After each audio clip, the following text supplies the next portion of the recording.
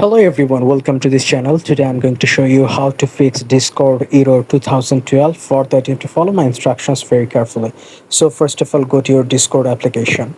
Now at the left portion, at the bottom portion, left one, you can see a settings option, tap on it. Now at the left portion there are many options here. Just search for Windows settings. Now go to Windows settings. Here it is. Now at the first option you can see automatically open Discord when your computer starts up, so make sure it is turned off. Okay, after turning that off, again at the appearances section from the left portion you can see streamer mode, and make sure under the streamer mode it is turned off. Okay, that's all. Now you have to just restart your computer. So after restart, when your computer is again on live, then you have to do one thing. You can just search for run or tap on Windows R.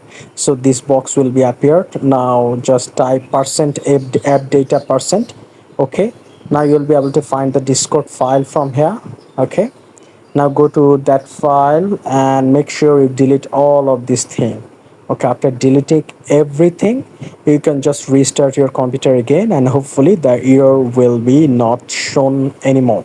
And if this tutorial helped you, like this video and don't forget to subscribe to my channel. See you in the next one.